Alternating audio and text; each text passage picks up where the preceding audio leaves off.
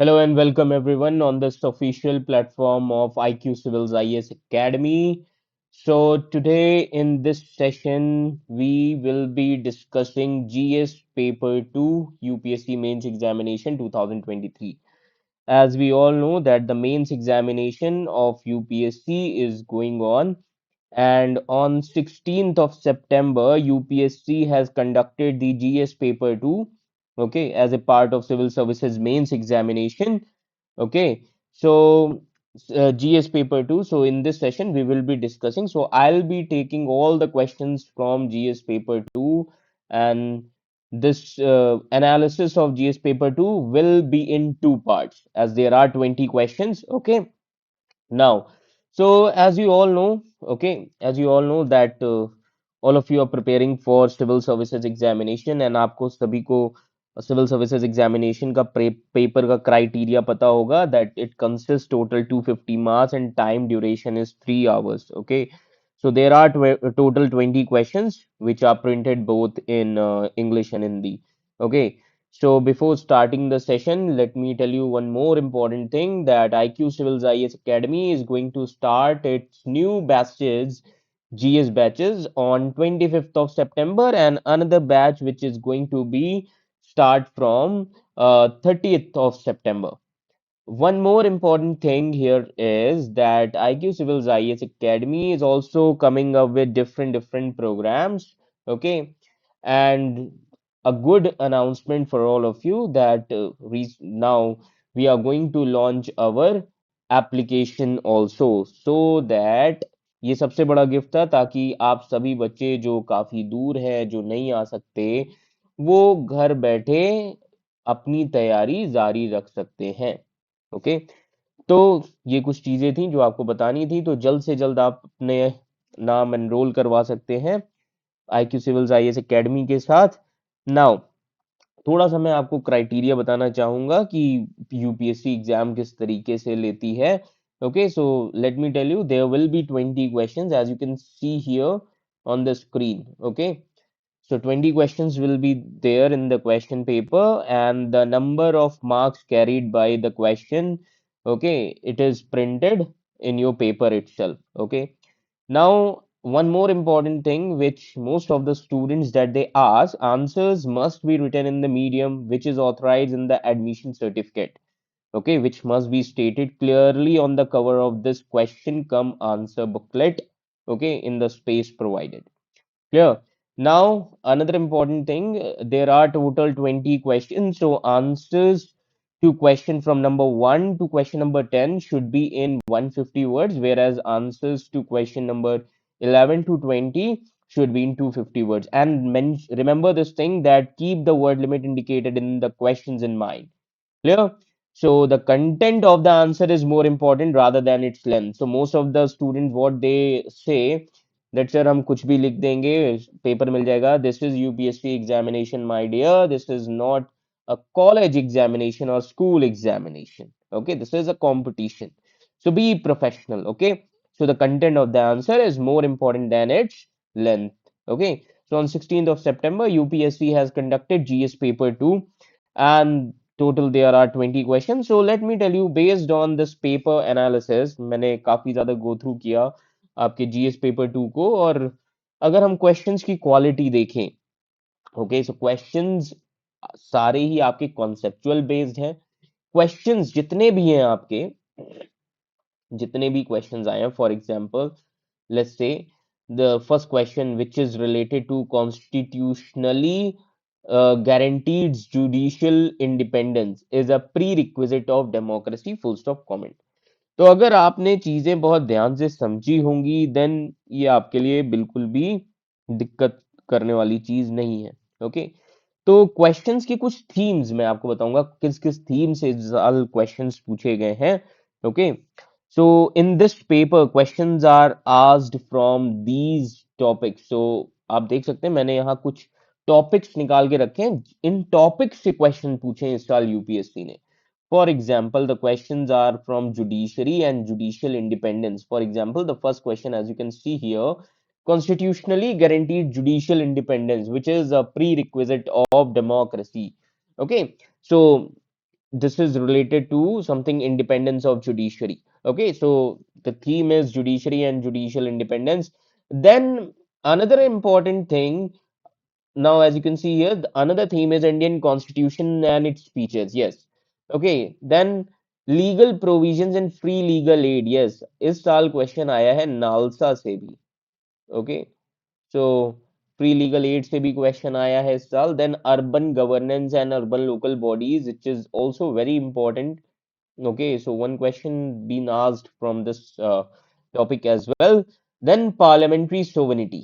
Yes, the questions are also from parliamentary sovereignty because so many debates and so many recent development with respect to parliament.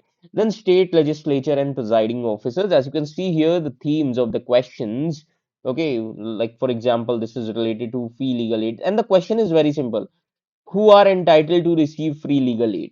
That's it. And then you have to assess the role of National Legal Services Authority NALSA in rendering free legal aid in India. And ये पूरा question आपके note से है. Okay, तो जितने लोगों ने polity पढ़ा है आप सभी के पास में नोट्स हैं और सारे क्वेश्चन ये सब उसी में से आया हुआ है. Then we discussed about judicial independence as well. Okay, then, apart from the states in India seem reluctant to empower urban local bodies, both functionally as well as financially. Yes. As we all know that the local body, local self-government, and the rules with respect to local self-government is under the state legislature actually. So this is one of the important issue as well with respect to local self-government. So this question also seems moderate. Okay, simple to moderate. Then compare and contrast British and Indian approaches to parliamentary sovereignty, which is very easy because this question, okay, this is related to the background of the constitution as well as the comparison of British and Indian constitution. Okay, so the first topic in GS paper 2 starts with comparison of constitution. Clear? Then our fifth question discuss the role of presiding officers of state legislature. So इस साल UPSC ने presiding officers का role पूछा है state legislatures के जो होते हैं in maintaining order and impartiality, in conducting legislative work and in facilitating best democratic practices. Yes, so these are the questions. As you can see here, the questions are not that much tough. The question paper is moderate. Okay, then another important question, the crucial aspect of development process has been inadequate attention paid to human resource development in India. Okay, that means the development process, in terms of development process, inadequate attention has been paid to HRD. That means human resource development. This is something which is related to governance. Okay, so this topic is related to governance. Okay, then discuss the role of Competition Commission of India in containing the abuse of dominant position by MNCs, also related to governance only. And इसमें UPSC ने पूछा है refer to recent decisions. Okay, so this was there in the newspaper as well. Okay, अगर जिसने current plus static knowledge को integrate करके पढ़ा है, so this paper is easy for those students. Clear? Then another important question, e-governance as a critical tool of governance has assured in effectiveness, transparency, and accountability in governance. What inadequacies hamper the enhancement of these features. So this is also e-governance as part of your syllabus. So all the questions are from your syllabus itself, let me tell you. Okay. Then another important question, virus of conflict is affecting the functioning of SCO Shanghai Cooperation Organization. So in the light of above statement, point out the role of India in mitigating the problems. Okay.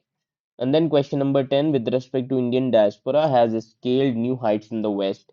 So इसमें simple सी चीज पूछी हुई है. This is just the context and the most important thing that you have to write. You have to write the economic and political benefits क्या है India के, क्योंकि India का काफी ज्यादा डायस्पोरा बाहर वेस्ट में रहता है, तो इससे इंडिया को इकोनॉमिकली और पॉलिटिकली क्या बेनिफिट होता है. Getting my point? This is related to international relations. This is also with respect to IR. I hope this much is clear to all of you. Okay. Now, these questions I will be discussing from 11 to 20 questions. These I will be discussing in the next session. Okay. So these are some of the themes on which your UPSC mains GS paper 2 questions are based. Clear, everyone? Okay. So first of all, so as you can see here, these are some of the themes like state legislature and its presiding officers. The question was there. Then human resource development and development schemes. Now, human resource development, which is also a part of governance, and developmental schemes are related to social justice. इसीलिए मैं हमेशा कहता हूँ कि आप governance and social justice को हमेशा integrate करके पढ़ें. Clear. Then competition law and competition commission of India also related to governance only. The need governance and its impact, very simple. Okay, governance and international relations and organization. SCO इस बार पूछा गया है. Then IMO, maritime organization के बारे में. Then Indian diaspora and its benefits. Then gender justice and constitutional provisions are there. Then Article 356, very important. And then federalism. So this is also there in the question paper itself. Then civil society and women's participation in politics, which is related to social justice, okay, as well as governance. Then constitutional amendments and federalism. Then so these are the themes just on which the question paper has been asked by the UPSC in 2023. Then social justice and welfare schemes के बारे में पूछा है. Then education, skill development and employment. Then NATO से तो questions पक्का ही था because of Russia-Ukraine war. So NATO expansion in India's foreign policy, then International Maritime Organization and maritime issues. So these are some of the themes on which the question paper is based. Now, based on all the questions, okay, based on all the questions, so let me tell you that the questions in this paper appear to be easy to moderate. The question paper is not tough at all. Okay. Now, the only thing here is that they require a good understanding of various aspects of governance, law, and international relations. So, while some questions may be considered challenging, they generally do not seem very difficult. The questions are challenging, but it doesn't look very difficult. Okay, so if you see the question paper, it covers wide range of topics, including constitutional principles. Okay, like constitutional principles. Okay, then apart from this, legal provisions, governance and urban local bodies, international relation, human resource development, competition law, okay, gender justice, parliamentary procedure. Okay, so these things reflect a comprehensive syllabus. Getting my point? So, however, several questions such as those related to judicial independence, parliamentary sovereignty, and the constitutional perspective of gender justice, these questions emphasize the importance of a deep understanding of Indian constitution and its interpretations. Clear. So, moreover, if you see some of the questions like those related to the role of Competition Commission of India and India's role in international organization like SCO, like International Maritime Organization, these questions shows the importance of staying updated with the current events as well as recent developments. Getting my point? So just like last year, there were questions connected with case laws also last year also in 2022. So this reiterates the importance of going through Supreme Court judgments. कि आप supreme court के judgements को बिल्कुल भी neglect नहीं कर सकते. Getting my point? So, if you see this year, we have seen questions from urban local bodies also, as you can see here on the screen. The topics are there from urban local governance. So, we saw questions related to urban local bodies, human resource development, welfare schemes for the vulnerable. Okay, so this shows the requirement of the good understanding of the government policies and programs. Okay, so the most important thing here is the questions related to gender justice and civil society's role in women participation in state legislature. These things highlight the importance of gender and social justice issues in contemporary governance. So overall, if we say in short, this GS paper 2 this year in mains 2023, it covers a wide range of topics and candidates needs to present a sound understanding of constitutional principles, then governance, then legal provisions, international relations, contemporary social issues, so that they can perform well in this examination. Getting my point? So these are the things. So this is the theme actually. Okay. So finally, we have discussed the theme. Okay. So this year, the wide range of topics has been asked. Okay. So now let's start with the questions. So we'll discuss questions. Okay, the questions that UPSC asked this year. So the first question here is UPSC that asks, constitutionally guaranteed judicial independence is a prerequisite of democracy. Full stop comment. Okay. So first of all, let me tell you the theme of this question. This question is from Indian polity, not constitution. This question is from Indian polity. So this is the theme of polity only. Getting my point? Now, how to write this question? What would be the approach? अब इसमें आपका approach क्या होना चाहिए? तो सबसे पहले जब हम बात करते हैं अप्रोच की, so your approach should be first of all introduction. You have to write introduction first. Now introduction इसका कैसे होना चाहिए? Introduction you can start with independent judiciary. अब independent judiciary क्या है? That independent judiciary is the sine qua non for the healthy development of any democracy. So independent judiciary is very important for any healthy democracy. Okay, and only the independent and impartial judiciary can ensure rule of law. Okay, can interpret law properly, can protect the fundamental rights of the citizens. So this is how you should write your introduction. Clear? Then body of the answer, which is very important.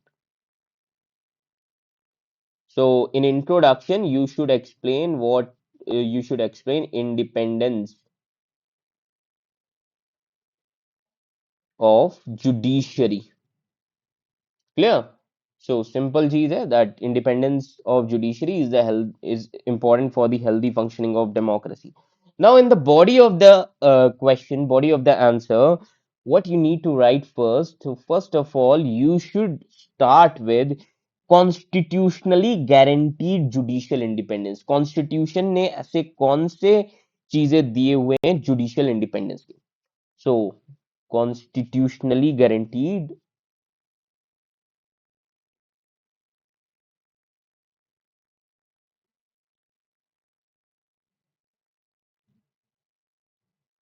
Okay, judicial independence.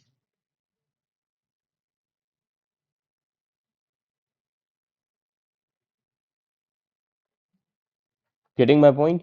Now पहली चीज तो अब constitution के हिसाब से कौन कौन सी चीजें शो करती हैं इंडिपेंडेंस? जुडिशरी के जो अपॉइंटमेंट्स होते हैं those are independent in nature. Getting my point? That means party politics does not play any part in the appointment process of judiciary. So they have independence in appointments. Independence in appointments. Clear? तो पहली चीज तो ये हो गई. Second, security of tenure is also there.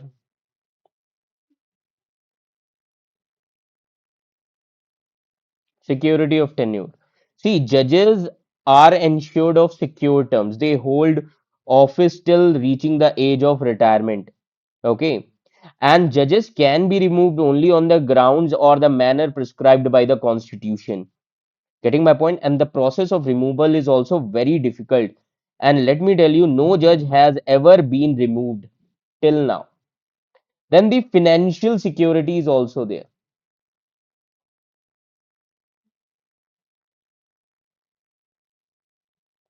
Financial security is also there. Now financial security, now finances of the judiciary are these are kept independent.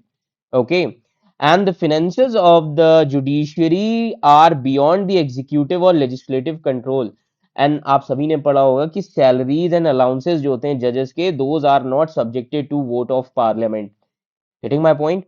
Then another important thing, okay, that you can mention here, that immunity from personal criticisms.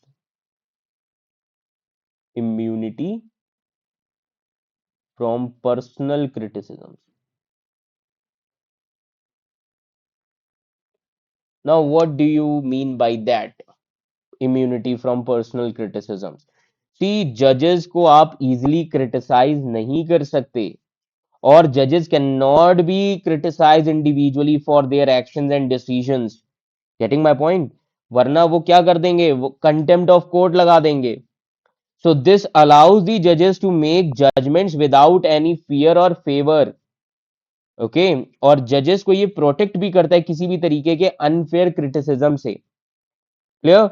And another important thing, conduct of judges cannot be discussed. Conduct of judges cannot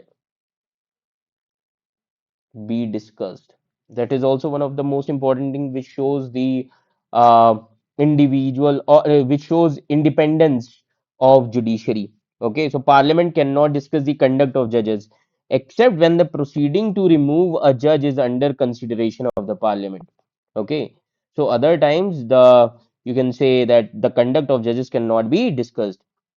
Clear. And another important thing is judges are not allowed to practice or plead before any court, okay, or authority within the territory of India after the retirement. So judges are debarred from the practice after retirement. Okay, judges are debarred from practice after retirement. Clear. So these are some of the things which the Constitution guarantees judicial independence. Clear.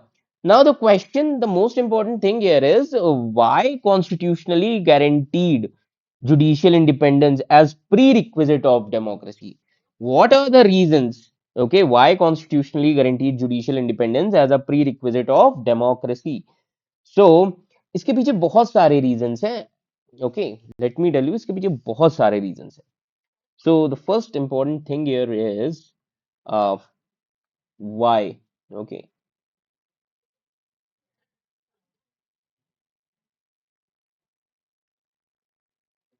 why constitutionally, okay, guaranteed judicial independence.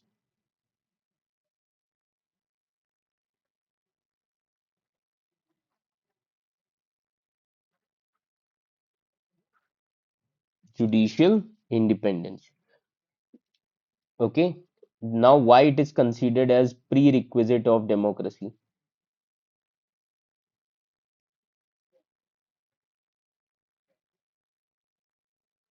Clear. Now try to understand, because अगर judicial independence नहीं होगी तो government authoritarian हो जाएगी. Getting my point? So this provides safeguard against authoritarian government. So it provides safeguard against authoritarian government.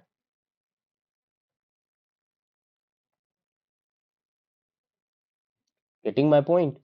Okay, remember this thing.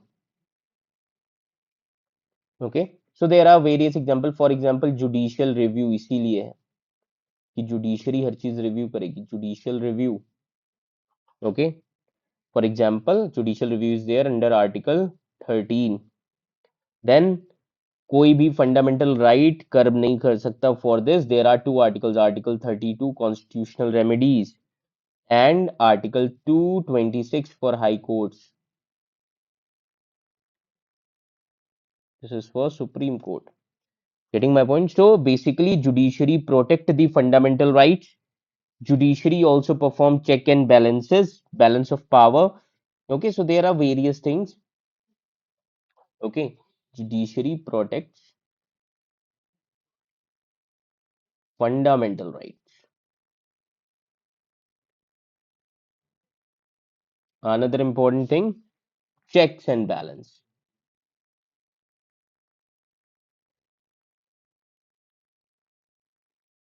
Clear. Then independence of judiciary, also upholding the spirit of constitutionalism. Upholding the spirit of constitutionalism. This is also very important that you should understand. Clear? And then the third thing, that means there you will see due process of law. These things are there. Okay. Then judiciary also perform various functions to transform the society. Okay. So judiciary also perform various things in terms of transforming society.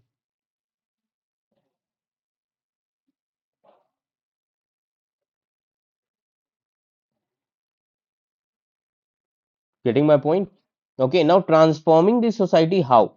See, only independent judiciary can ensure impartial and objective interpretation of the constitution. Okay, for example, judiciary has nullified various discriminatory practices through various judgments, like Navtej Singh Johar judgment. Okay, Navtej Singh Johar. Okay, this is very important. Okay, you should mention all these things. Getting my point? So Navtej Singh Johar judgment बहुत important है. Clear? Okay. So important for your examination, जिसमें supreme court ने, याद रखिएगा, decriminalise कर दिया था all consensual sex among adults including homosexual sex. Getting my point? This is very important. And इसकी ये जो जजमेंट है Navtej Singh Johar judgment, this judgment came on 6 सितंबर 2018 में आई थी ये जजमेंट. क्लियर? एंड उस समय बहुत सारे सिटिंग जजेस थे, like D Y Chandrachud, then Deepak Mishra was the chief justice of India at that time. Getting my point? So this is very important because this judgment decriminalize all consensual sex among adults, including homosexual sex also. Clear? That is why this judgment is very important. Clear? So after mentioning these things, you can easily mention, okay, you can easily mention this conclusion. Okay, then you have to write conclusion. Getting my point? Now, तो अब तो ये question ज्यादा tough नहीं है. Clear? ये याद रखिएगा कि किस तरीके से आपको अप्रोच करना चाहिए क्वेश्चंस को. So try to understand why UPSC asks these kind of questions, because it is very important कि आप हमेशा करंट के साथ कनेक्ट रहें. ओके, बिकॉज करंट अफेयर्स जो है वो इस एग्जामिनेशन का बहुत इंपॉर्टेंट पार्ट है. क्लियर? नाउ अब आपको कंक्लूजन कैसे लिखना चाहिए इस क्वेश्चन का, कि आप इसी चीज को अच्छे से सम अप करिए, that mere constitutional provisions on independent judiciary are not sufficient to ensure the democracy. इसीलिए कॉन्स्टिट्यूशनल स्पिरिट की जरूरत है. So upholding the constitutional spirit on the part of executive and legislature is paramount to ensure independent functioning of judiciary. Getting my point? So like recently timely appointment होना चाहिए जजेस का, ताकि judicial vacancies को भरा जा सके. जुडिशियल प्रोनाउंसमेंट एंड जजमेंट्स जो आती हैं उनको हमें ध्यान देना चाहिए, रेस्पेक्ट देना चाहिए. इससे क्या होगा कि डेमोक्रेसी को हम इंश्योर कर सकते हैं. Clear? Okay, so this is how you should attempt this question. Now, another question, question number two. Okay, so now we'll discuss question number two. And question number two is very straightforward question. Okay, now, first of all, what is the theme of the question? So the theme is from Indian polity itself. Theme.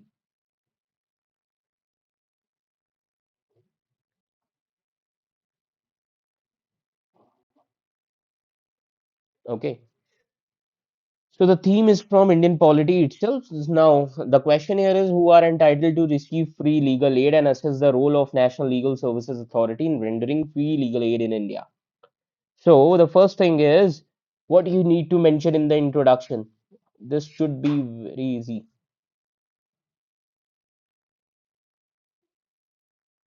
Okay. तो आप क्या करें इसमें, first of all DPSP को refer करें, that is article 39A of the constitution. Now article 39A of the constitution, it provides free legal aid for all, which talks about free legal aid for all. Clear?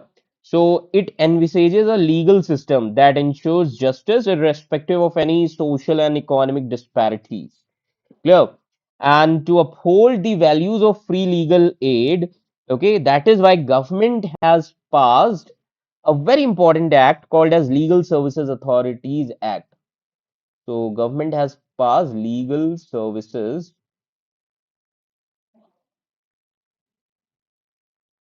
Authorities Act of 1987. This act is very important. You should mention this act in the introduction. So this act was passed, and this resulted into the establishment of NALSA. And because of this act, इस act की वजह से ही NALSA बना, NALSA. Clear? Now, what is NALSA? National Legal Services Authority, who renders free legal aid in India. This should be the introduction. Now, what would be the body of the answer? Now, the question, as you can see here, assess the role of NALSA in rendering free legal aid in India. Now, body of the answer. अब body में क्या होना चाहिए? First of all, now the things, okay, so eligibility क्या है इसके लिए? Eligibility for entitlement of free legal add, eligibility,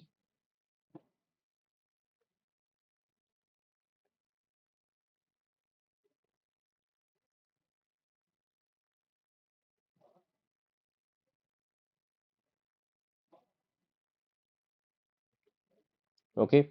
Now what is the eligibility for the entitlement of free legal aid? Now, under Legal Services Authority Act of 1987, there are following categories, that जो member जिसको ये service मिलेगी, that member should be from schedule caste और schedule tribe, schedule caste and schedule tribes, okay. For example, और कौन कौन इसकी ये सर्विस का फायदा उठा सकता है? Victim of human trafficking, victim of human trafficking, and beggar also, okay. Then women or child,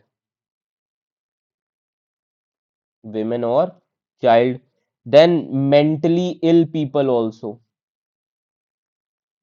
mentally ill, then person in custody,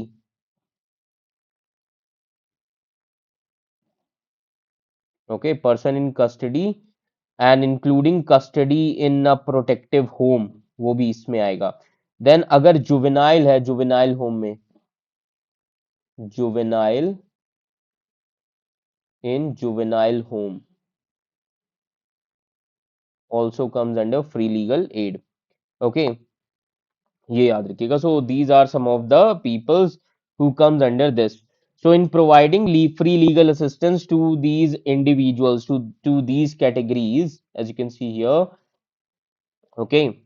So remember this thing, NALSA has played important role since its inception. Getting my point? तो free legal add के लिए NALSA बहुत important role play करता है. Clear? Now the question here is, what is the role of NALSA in rendering free legal aid in India? Okay, role of NALSA. Okay, in rendering free legal aid in India. Now, what is the role of the NALSA? So, let me tell you what are the roles now for under trials and prisoners. अब under trials and prisoners के लिए क्या role है नालसा का? सो legal aid council provide किया जाता है, okay, in most of the courts for immediate legal assistance. Getting my point? So for legal awareness among the prisoners, okay, एक कैंपेन भी शुरू किया गया था, हक हमारा भी तो है campaign.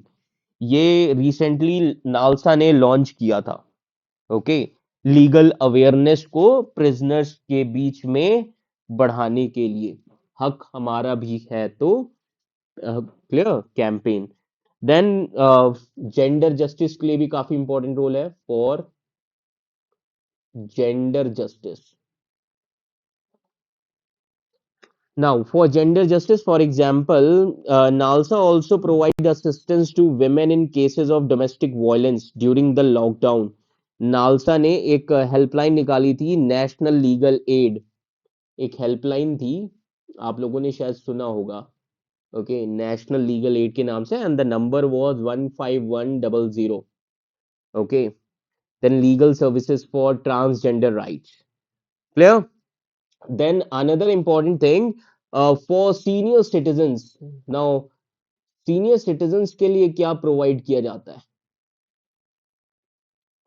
Now, for senior citizens, okay, because this is also very important. As per annual report of NALSA की एक annual report आई है, and in that report it is given that 1,04,084 senior citizens were assisted through legal services in 2020.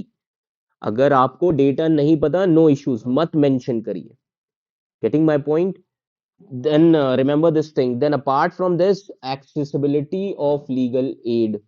Okay, so बहुत सारे programmes लाए गए हैं, for example Disha programme लाया गया। नाउ द गवर्नमेंट ने ये प्रोग्राम शुरू किया। Disha means designing innovative solutions for holistic access to justice, e Lok Adalat, legal services mobile apps, legal aid clinics. Then legal awareness. Okay, legal awareness, तो इन सभी चीजों पे नालसा बहुत ज्यादा काम कर रही है। तो legal awareness through legal literacy programme, school legal literacy clubs, okay, like para legal volunteers at local level appoint किए गए, इंक्लूड किए गए। Then Nyayadeep, the official newsletter of NALSA. Okay, तो अभी एक न्यूज लेटर शुरू हुआ है नालसा का, Nyayadeep, for sharing views and ideas. Clear? So these are the things, okay, which are there. Clear? So question is asking about, as you can see here, assess the role of NALSA in rendering free legal aid in India. Clear? तो ये कुछ important role है NALSA के। Okay, तो ये चीजें आपको पता होनी चाहिए। So at last you can conclude okay, this question with respect to that despite this persistent efforts of NALSA in providing free legal services to marginalized communities, okay, for a large number of unprivileged communities, justice is still a distant dream. अभी भी large number of unprivileged communities के लिए justice सिर्फ एक बहुत दूर का सपना है। लोग अवेयर नहीं है नालसा के बारे में, इसीलिए government institutions and civil society should collaborate with each other, and this will help in bridging this gap. Okay, so this should be your conclusion. Clear? Okay, so the questions are very easy. तो ये questions आपके जितने भी हैं सब conceptual based है। Clear? Now another important question, that is third one. Now the states in India seem reluctant to empower urban local bodies both functionally as well as financially. Comment. Okay, now तो सबसे पहली चीज, ये जो question है आपका, ये भी इंडियन पॉलिटी से रिलेटेड है। Okay,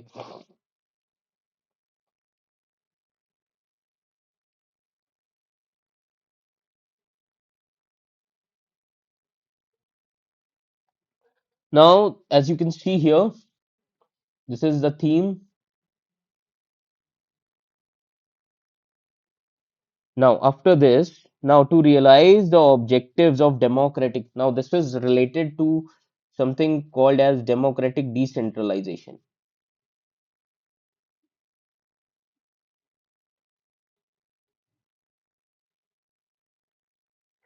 Okay, democratic decentralization. So, this to realize the objective of this democratic decentralization for urban local bodies, an act was introduced called as 74th. Constitutional Amendment Act 1992. Okay. Now, this act provided the constitutional status to urban local bodies. Okay. So they still face challenges of funds, functions, functionaries, and functionality. These are some of the challenges. Now, the context here is the states in India seem reluctant to empower urban local bodies functionally as well as financially. So, in the body of this, okay, so in body, you should mention first reluctance from states.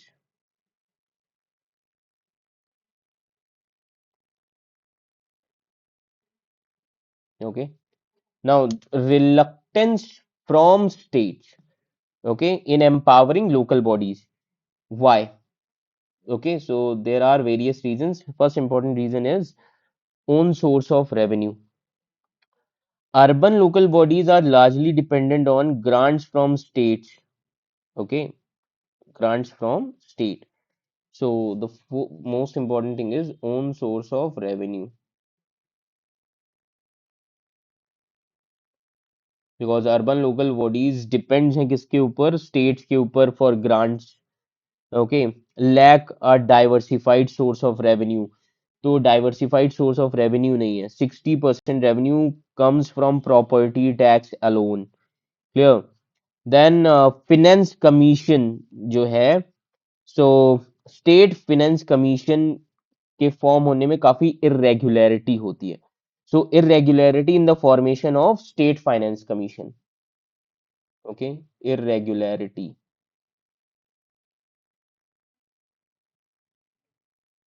in the formation of state finance commission.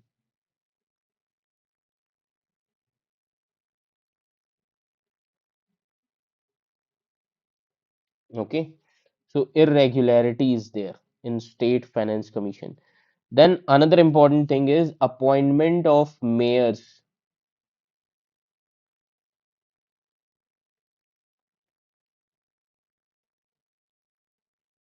Now when I say appointment of mayors, so remember this thing that many states like MP, UP, they have directly elected mayors, but they are mere nominal heads due to inadequate power devolution. तो mayor जो है ये एक तरीके के nominal heads ही हैं. Okay, so for example like MP, UP here, यहाँ पर जो mayors होते हैं, these mayors are directly elected. Getting my point? These mayors are directly elected, but they are mere nominal heads only. ये सिर्फ एक nominal heads होते हैं. Okay, because of inadequate power devolution. Then another important thing, a functional overlap is also there. Functional overlap. Now, functional overlap. Now, though 74th Constitutional Amendment Act of 1992, okay, this act empowered the states to devolve the responsibility of 18 subjects to urban local bodies. इसने the 74th Constitutional Amendment Act ने empower किया है urban local bodies को 18 subjects के लिए. Clear? But these functions are often carried out by, okay, these states only, जिससे जो कह सकते हैं ऑटोनॉमी है अर्बन लोकल बॉडीज की वो रिड्यूस हो रही है. ओके, ये सबसे इंपॉर्टेंट चीज है. Then establishment, okay, establishment of ward committees also. बहुत सारे स्टेट्स में आप देखेंगे वार्ड कमिटीज नहीं होती as mandated by the constitution. Clear. जिसकी वजह से इलेक्शंस भी काफी ज्यादा डिले भी होते हैं. ओके, तो कॉन्स्टिट्यूशन में दिया गया है establishment of ward committees.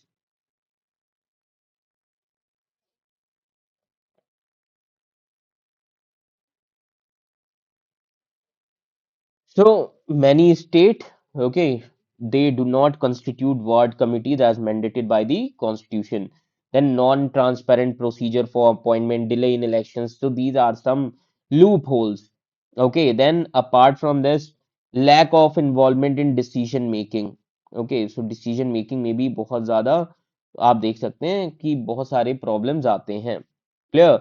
So these are some of the things. So some states are, but if you see, however, some states are providing adequate powers and resources to local bodies, maintaining a harmonious coordination with them. Getting my point? तो बहुत सारे ऐसे states हैं जो काफी ज्यादा अपने urban local bodies को एम्पावर करते हैं। फॉर एग्जाम्पल, सो कुछ ऐसे भी स्टेट्स हैं। Okay, for example they work over capacity building. Now capacity building की अगर हम बात करें, in reality, if you see capacity building, so there are states like Mizoram. So Mizoram, the state is focusing on capacity building of local bodies. They improve their functioning. तो मिजोरम जो है वो capacity building पर ध्यान देता है अपने urban local bodies के। Mizoram. Okay, so Mizoram focused on capacity building of local bodies so that it can improve their functioning. Okay, so they are also providing them assistance in localization of sustainable development goals. So providing assistance in localization. Okay, localization of SDGs. Clear? Then financial autonomy.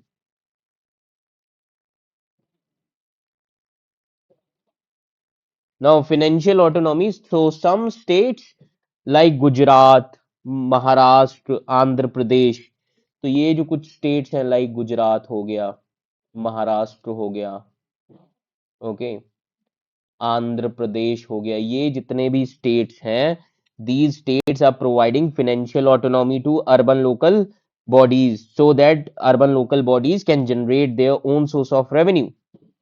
Then political representation to women.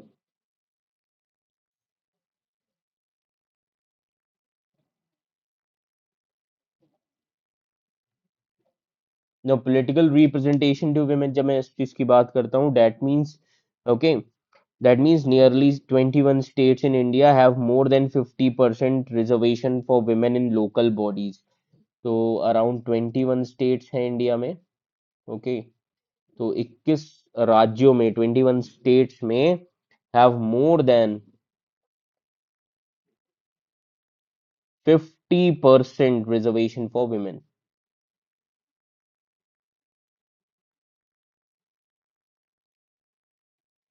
Clear? 50% reservation for women. Then devolution of resources also.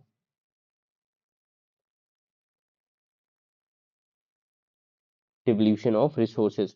So urban initiatives, various initiatives are there for urban cities like smart cities initiative, smart city mission, then Amrut mission, अमृत, ये सब आपको mention करना चाहिए. So states are devolving some functions and resources to urban local bodies. So at last you can say that the reluctance on part of state poses challenges to effective urban governance and the realization of sustainable development goals. Okay, so government should address this issue, and this issue is crucial to ensure that local bodies can play their beneficial role in shaping the future of India's rapidly growing cities and towns. So this is how you should attempt this question. Okay, now another important question, that is fourth. Compare and contrast the British and Indian approaches to parliamentary sovereignty. Now, this is something related to constitution. Clear? Now, you have to compare the things. So, first of all, try to understand what do you understand by. First of all, you have to define here what is parliamentary sovereignty. So, parliamentary sovereignty क्या है, पहले ये आपको बताना है. Okay, parliamentary sovereignty. So parliamentary sovereignty क्या है? It means absolute and supreme authority of country's legislative body to make the laws, to amend the laws, to repeal the laws without any interference from the other organs of state. Clear? Now, if you see India and Britain, so in Britain, supremacy of parliament is there. Okay, that means the laws enacted by the parliament cannot be questioned in Britain. So if you see Britain, so in this you have to write in body of the answer. That means supremacy of parliament. That means the laws made by the parliament in Britain cannot be questioned because parliament is supreme there. Now, if you take the example of India, okay, so in India, there is a blend of judicial supremacy and parliamentary sovereignty. Okay, so if you see the example, so basically in India, constitution is supreme. Now, in practical, if you see judicial supremacy is there. So India is a blend of judicial supremacy and parliamentary sovereignty.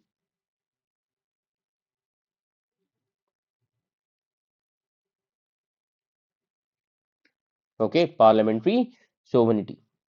Clear? These are important things. Okay, so in India, the powers of parliament are limited by the constitutional provision. Now, the nature of constitution. Now, India is following written constitution. Mention this. So, in written constitution, the powers of parliament and the powers of judiciary are defined. Getting my point? And fundamental rights are the limits on the authority of parliament. But if you see the Constitution of Britain, that is unwritten constitution. Whatever the law is made by parliament, that becomes supreme. Clear? Then nature of polity, if you see. Now in India, federal nature of polity is there. In case of India, federal nature. Federal nature of polity is there, which demands sharing of power between union and state government.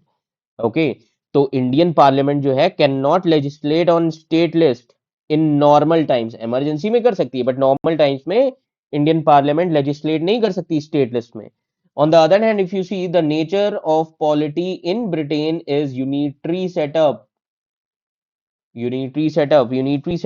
Favours the principle of sovereignty of British parliament जो laws बनाते हैं पूरे country के लिए getting my point then limited amending powers now अगर आप India का देखें amendment power okay so the amending powers of Indian parliament these are restricted by judicial review amending powers restricted by judicial review okay that means judiciary can declare any legislation unconstitutional अगर basic features के against में जाएगा तो but the power of British parliament okay is not only legally unrestricted but it also establish constitutional principles through legislative process so here okay parliament is supreme clear remember this thing so parliament is supreme authority here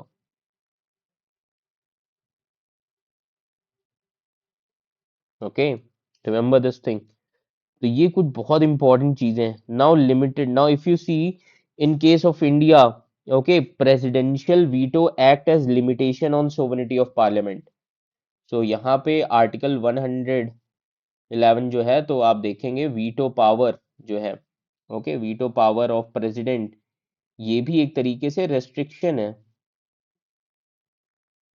on parliamentary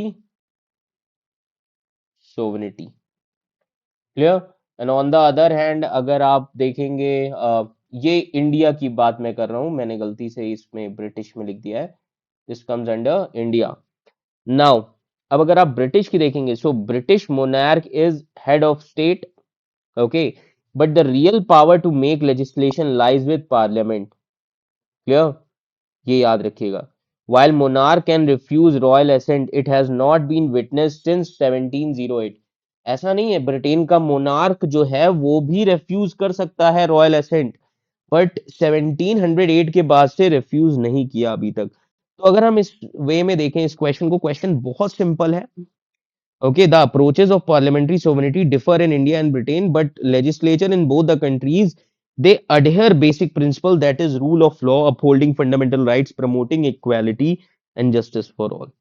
Clear? So this should be the answer of question number 4. Now fifth. Now fifth क्या कह रहा है? Discuss the role of the presiding officers of the state legislature in maintaining order and impartiality, in conducting legislative work, and in facilitating best democratic practices. Now this is related to polity and constitution both. Okay, this is related to, the theme is related to polity and constitution both. So let me tell you.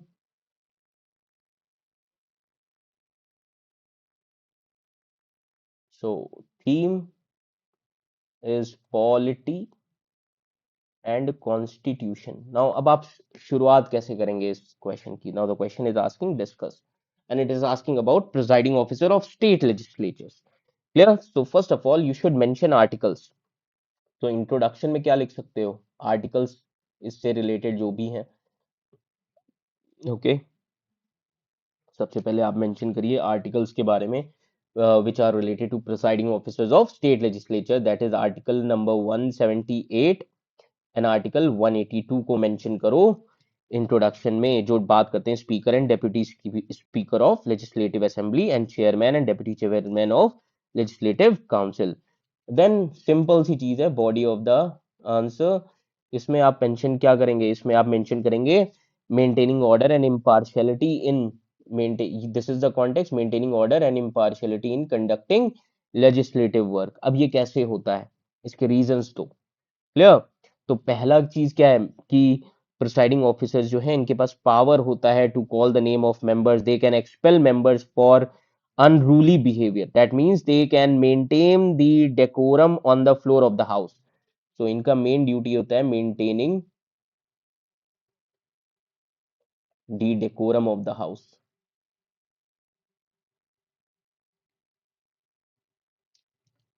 Clear? Then second important thing, impartial decision making. Impartial decision making. Okay. Now the presiding officer ensure participation and opportunities for all members regardless of their party affiliation. Getting my point? ये याद रखिएगा. Then fair allocation होना चाहिए time का to different political parties. Fair allocation to time. Fair allocation to time to different political parties.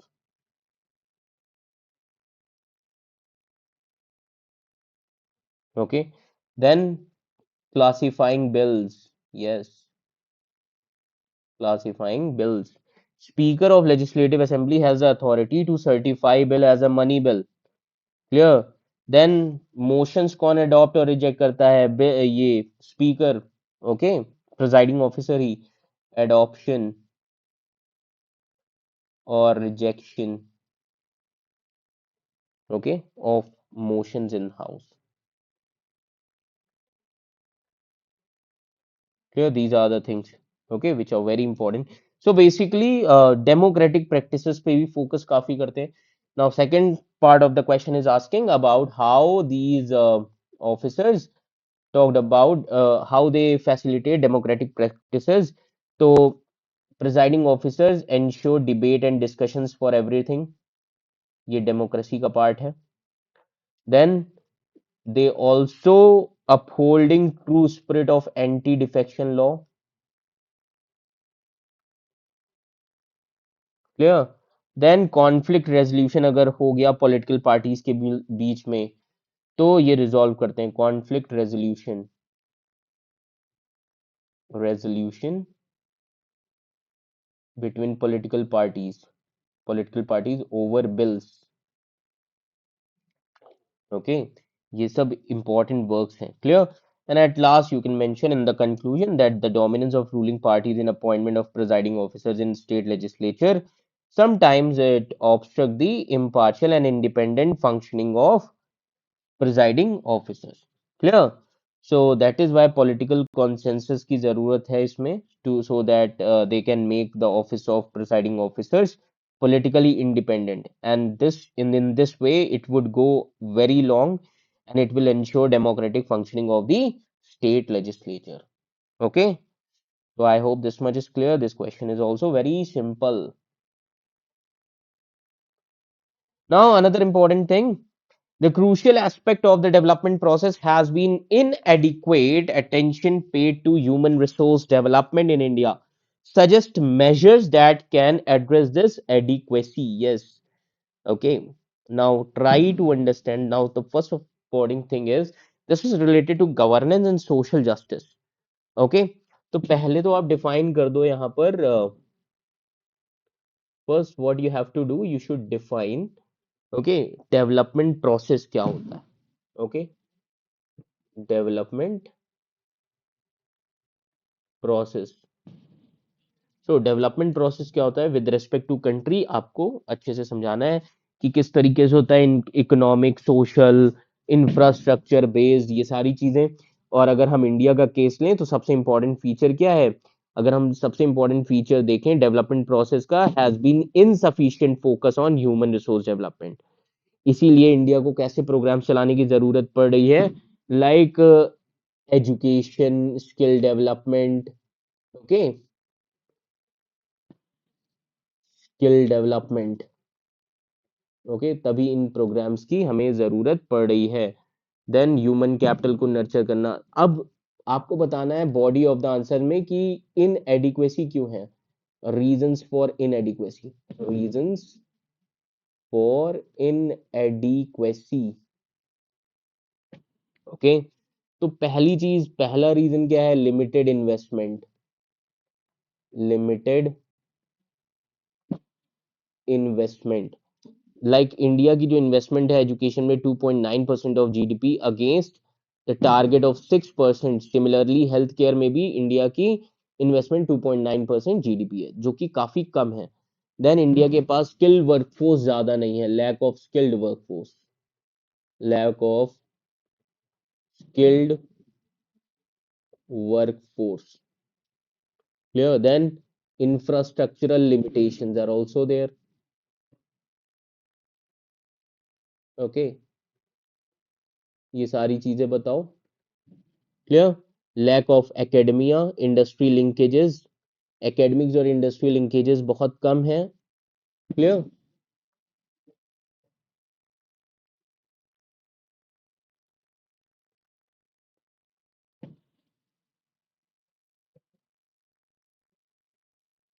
Clear. तो ये कुछ सारी चीजें हैं.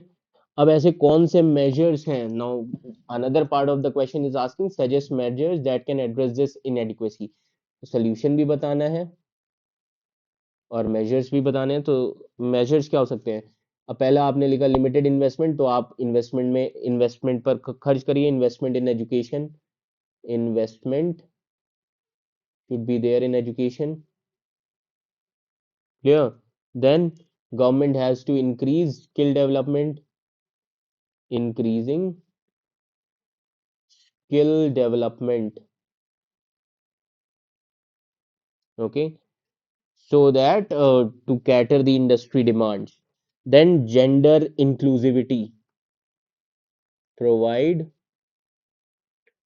gender inclusivity. Okay, these are also very important thing. Then innovative policies की जरूरत है, like new education policy, innovative policies, new education policy. Then civil societies के साथ collaboration, collaboration with civil societies. Then encourage public private partnerships. Okay, then international collaboration, collaborate with international organization like UNESCO and all. And at last you can conclude your answer that in this manner we can address the inadequacy in human resource development, and India must work on a multifaceted journey through increased investment, skill development, gender inclusivity and access healthcare, etc. Okay, and in this manner India is ready to contribute to the nation's progress and prosperity. So this is how you should write this answer. Clear? I hope this much is clear. Then another question is also related to social justice and governance. Discuss the role of Competition Commission of India in containing abuse of dominant position by MNCs. Refer to recent decisions. Clear? Now, how you can start your answer? You can start by writing about CCI. So introduction में लिख दो about CCI Competition Commission of India के बारे में along with its recent decision. अब Competition Commission of India it was established in 2009. Okay, जिनका main work क्या है? Enforce competition law in India. Clear? For example, there are various examples in 2023. इसी साल का अगर हम एग्जांपल लें, CCI Competition of Commission of India ने फाइन किया किसको? व्हाट्सएप को. Find WhatsApp with respect to user privacy policies. User privacy policies. Clear? Then CCI ने 2022 में गूगल को भी फाइन किया था. Find Google. Okay, Google for abusing its dominant position with respect to play store policies. Then 2021 में CCI ने amazon को fine किया था. Clear? For abusing its dominant position in online retail market in India. Clear? This is how.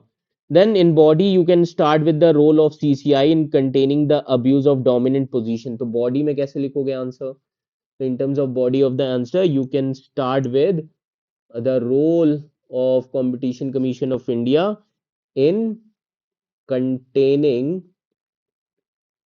okay, the abuse. ये आप देख सकते हैं, abuse of dominant position by multinational corporations in India. Okay, तो अब क्या रोल है सीसीआई का? इन्वेस्टिगेट करते हैं, दे impose penalties. Okay, review of mergers and acquisitions. Mergers and acquisitions भी देखते हैं, कंज्यूमर अवेयरनेस की भी बात करते हैं. Clear? But apart from this, this Competition Commission of India faces certain challenges while dealing with MNCs. बहुत सारे challenges से deal करना पड़ता है CCI को, like adapting to digitization. Specialise expertise की कमी है कंपटीशन कमीशन ऑफ इंडिया के पास. Then digital market definition. Okay, क्योंकि developing new definition for digital technologies and addressing emerging issues. It is like data protection, privacy, platform neutrality, all these things. Clear? then at last you can conclude your answer. Okay, you can conclude your answer. You can mention a suitable legislation on lines of which CCI can be improved. Clear? तो ऐसे कोई legislation बता दो जिससे हम competition commission of India को improve कर सके. So one uh, there is one law which is called as European Digital Market Act.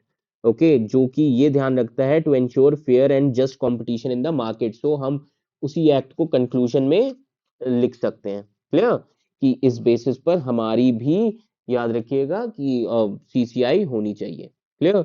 Another important question here is that is eight, e governance as a critical tool of governance has assured in effectiveness, transparency, and accountability in governments. What inadequacies hamper the enhancement of these features? Okay, this is related to governance. Now, अब आप कैसे लिखोगे? बहुत straight forward answer है, सब आपके note से है. क्लियर? तो यू कैन इंट्रोड्यूस. इंट्रोडक्शन में आप क्या करेंगे? इंट्रोडक्शन में याद रखिएगा, you can introduce, you can start the answer by how e-governance has gained prominence in India. तो पहले तो डिफाइन कर दो ई गवर्नेंस को. Define e governance. Getting my point? So e governance क्या है? Which uses information communication and technologies to improve the delivery of government services. So various initiatives are there: Digital India Mission, National E-Governance Plan. Then body of the answer. Body में क्या लिखोगे? तो अब body में आपको क्या बताना है कि हाँ, what are the benefits provided by e governance. Okay, benefits of e governance. Okay, so what are the benefits? For example, e-governance acted as an critical tool, so effectiveness,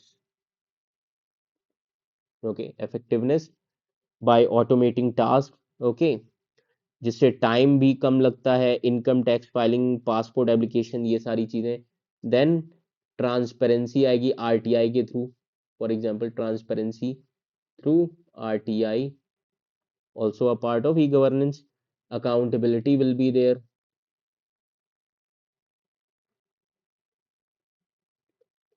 Okay, now what are the inadequacies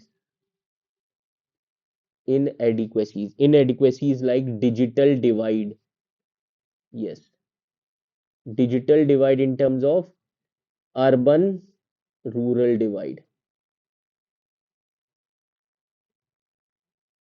Okay, urban rural divide is there. Clear? Now urban rural divide hai. So only 14.9% of rural households have internet compared to 42% in urban areas. Gender divide is also there. Gender divide. Now, if you see the data, 25% of adult women in India own smartphones as compared to 41% of adult men. Then low level of digital literacy. बहुत कम लोगों को knowledge है. Low level of digital literacy. Okay, low level of digital literacy. Then privacy and security concerns are also there. Okay,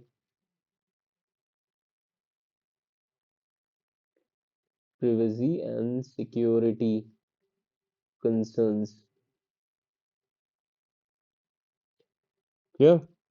तो ये सारी चीजें, और हमारे पास लीगल एंड रेगुलेटरी फ्रेमवर्क भी नहीं है, lack of legal and regulatory frameworks. Okay, clear.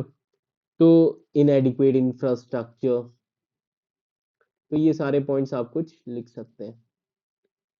Infra, okay, so you can conclude by listing the recommendation, and you can give recommendation by second ARC report। तो conclusion में क्या कर दो, conclusion में आप रिकमेंडेशन लिख दो of second ARC. Clear? Second ARC reports के recommendation. Clear? Now another important question, virus of conflict is affecting the functioning of SCO. Now, in the light of the above statement, point out the role of India in mitigating problem. Yes, this was related to international relations. Now, SCO अगर आप देखें, so for example, पहले तो introduction लिखो। Now, in introduction, you should tell something about SCO. SCO is a political, economic, and security alliance. So, define SCO. Okay, political, economic, and security alliance of 9 countries. And recently, why this question has been asked? क्योंकि recently India chaired SCO's 2023 virtual summit। Okay, India ने chair किया था SCO का virtual summit. Getting my point? Okay, ये याद रखिएगा, इसीलिए ये बहुत जरूरी है। तो अब बॉडी में क्या लिखोगे? Now try to understand. Now the पहली चीज, conflicts which affect the functioning of SCO. अब ऐसे कौन से कॉन्फ्लिक्ट्स हैं जो एससीओ के वर्किंग्स को अफेक्ट करते हैं? For example, conflict between central Asian countries, conflict between, तो सेंट्रल एशियन कंट्रीज के आपस में कॉन्फ्लिक्ट्स चल रहे हैं। ओके, किस चीज को लेकर? With respect to hydrocarbons, access to hydrocarbons. Then power rivalries in SCO, power rivalries like India China, both are powers, India China rivalries.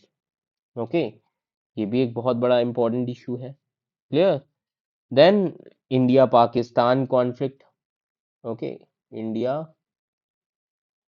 Pakistan conflict is there. Clear. Then Kyrgyzstan Tajikistan का conflict है over border issue. Now अब India क्या role ला सकता है in resolving this conflict? Role of India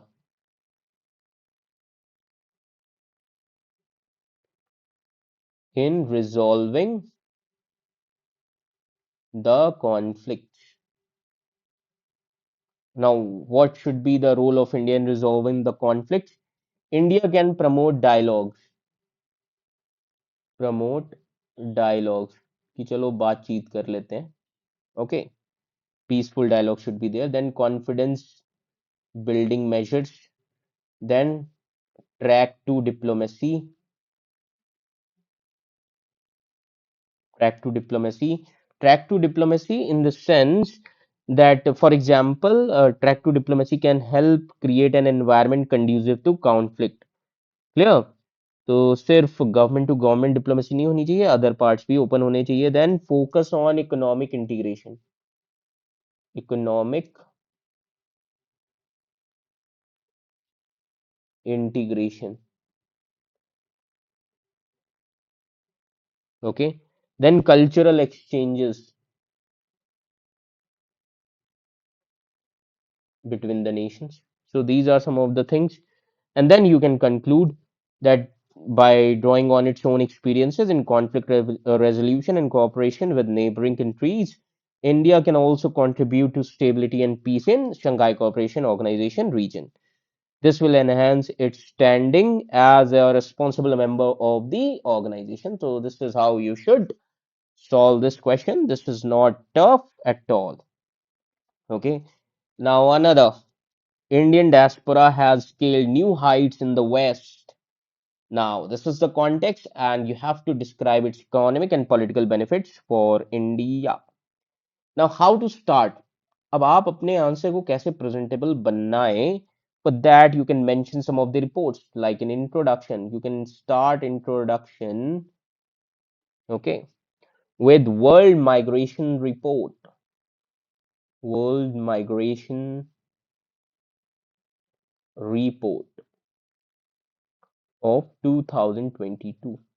Now, this report says that India has the largest diaspora in the world, and this diaspora act as a vital strategic instrument and also the channel of communication to further India's foreign policy goals and also promote soft power of the country. Clear? So, what should be the body of the answer then? Now, so first uh, you should tell Indian diaspora scaling new heights. Why? Because tech CEOs, Google CEO also Indian. तो जितने भी बड़ी companies हैं उन सबके CEO Indians हैं. So tech CEOs, okay, that means they are driving driving Silicon Valley.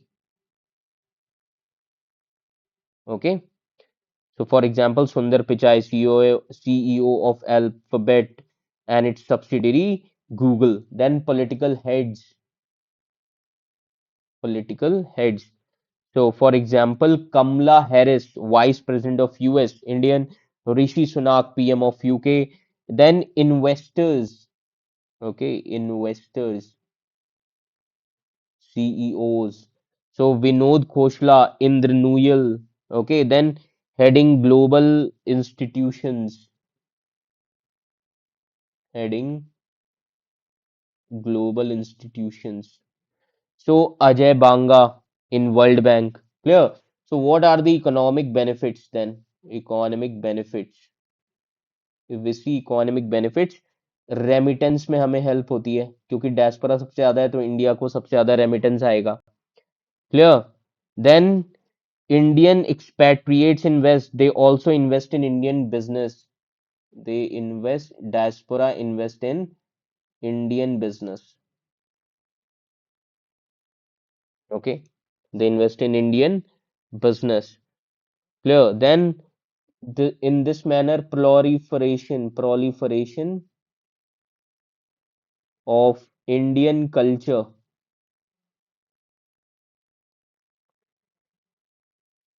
and values. Okay, so these thing across the globe drives the tourism industry. For example, recent example, if I say Indian culture and values, अभी जो एक song आया था Naatu Naatu RRR movie का, that is the song Oscar winning song from India. Then Bollywood, yoga, these things are very important. And Indian diaspora is expected to guide the policymakers in the field of artificial intelligence, okay, which is a driven industry which will create high value jobs also. Then what are the political benefits? Okay, because economic as well as political benefit, this is asking. So what are the political benefits? So if you see the political benefits, so they lobby for favorable terms regarding India's interest. For example, uh, Indo to facilitate Indo-US civil nuclear deal, the US-India Political Action Committee and Indian American Community Foundation are influential advocacy groups. Okay, so these groups work to strengthen US-India relations. Clear. Then Indian origin leaders like Rishi Sunak, Kamala Harris, these things are very important. Then to ease out H1B visa norms, India UK free trade agreements. So इसीलिए political benefits can be taken and this should be India's soft power. ये सब India के soft power है. India's soft power. Getting my point. And this will also create India's global reputation. Global reputation. Okay. So overall, if you see the Indian diaspora in the West plays important role in advancing India's economic as well as political interests. So their contribution have important impact on India's growth, development, and standing on the global stage. So this is how you should write the answers of these questions. So finally, in this session, we have discussed 10 questions, and the remaining 10 questions will be coming in the next session of GS Paper 2 analysis. So, until now, I hope this much is clear to everyone. Thank you. Thank you so much.